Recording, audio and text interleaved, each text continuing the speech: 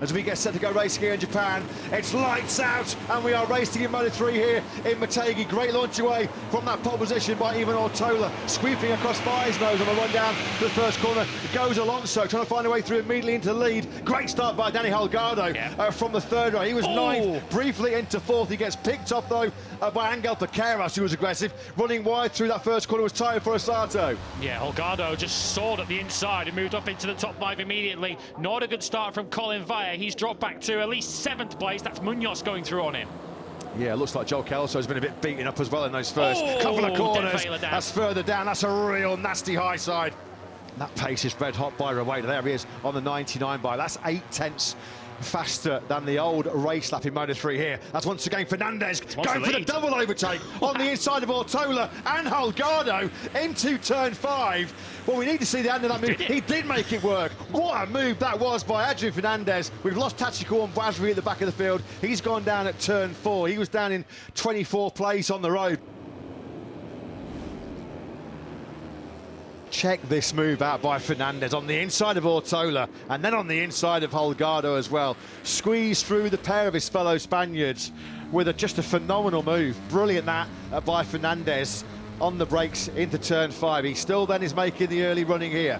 Hotly pursued by Ortola, the pole starter. Then it's Holgado, Piqueras, Yamanaka, Munoz 6th place. Alonso has been relegated back to 7th spot. There he is on the 80 bike. He's got Rueda, Vaya and Kelso for company. Kelso has regrouped into the mid-156 himself now, the Australian, after his poor first lap. He's back inside the top 10.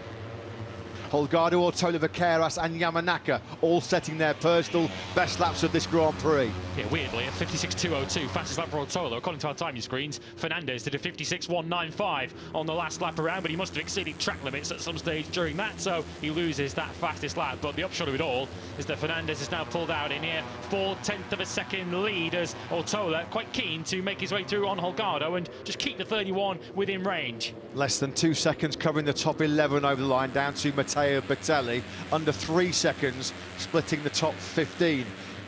Both of the MT Helmets MSI riders are well worth watching as Piqueras now comes through on Holgado. That's up into the podium positions now in third, because Yamanaka's had good pace right throughout this weekend. Equalled his best qualifying of the season yesterday. He's just at the back of this leading group of 5 on the number 6 MT Helmets MSI KTM machine. Of course, a home podium potentially beckons for him if you can gain a couple of spots. Yamanaka's now coming through on Danny Holgado, who now loses 2 places in 2 laps. So drew attention to Yamanaka a lap ago. Ortola, of course, has been the headline maker for MT Helmets MSI this weekend, but don't rule out his teammate.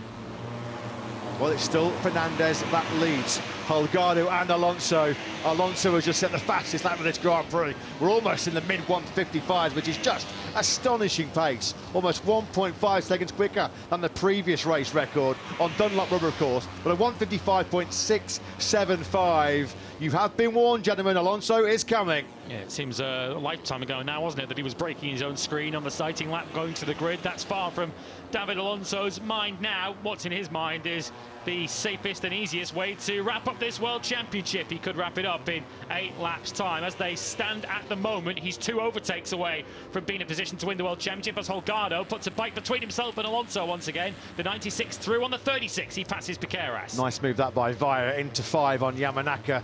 Is the pace just a little bit too hot now, as he already abused and used those pulley tyres? Arisa Yamanaka. This is Vaya then now up into 6th place. What can he do to set about a podium charge, the Dutch rider? Oh, a little bit wide there. Coming through 8 was Fernandez, just about kept himself. Oh, there's Alonso. Into 9 he goes. Another beautiful move by the potential world champion. This time around, it's Piqueras, his latest victim. At the same corner, he loves that move, doesn't he, into turn 9, and Holgado looks like he's gone a little hot there into 10 as well, so that's the easiest position Alonso's had to gain, and if you put the flag out now, David Alonso's the world champion. So he will be just working out his brain. Turn 9. This has been his favourite move. He leans on Holgado, squeezes through though on the gas rider. That is 3 laps in a row then now that he has found a way through at turn 9. Alonso back into P3 and Alonso back into position where he can be crowned world champion. Alonso's going to try and fight straight back. Oh! push comes to shove as you find for the Moto3 World Championship, and it's Alonso that does the pushing and the shoving. Out of your way goes Ivan Ortola. Alonso back into second. Well, when you look at him off track, you think David Alonso is the politest, shyest young man you'll ever meet, but he's prepared to dish it out as well as take it. So is Colin Vire as he elbows his way through on Danny Holgado. Did not want to give that fourth place up, but finally Vire is starting to get motoring. Piqueras has gone down. Goes down. Piqueras crashes at turn 10. That's Angel Piqueras. And we just saw him tuck the front on the Leopard Honda. So he gets the slipstream on Fernandez. On the brakes, then we go now down the hill into the 90-degree corner, and he eased it on the inside of the Spaniard. Holgado comes from a long way back, runs via out the paintwork. The Dutch rider has a long look over his left shoulder to see how much time that cost him. That's keeping Ryusai Yamanaka interested in this battle for the top 6. On this lap. And Ortola has crashed out at turn 10. Well, the pace just too hot. Alonso just too rapid for Ivan Ortola. He almost goes the same way as Piqueras on the wet grass on the outside of turn 10. Well, Ivan Ortola, he does not have any part now to play in the destiny of this Moto3 World Championship.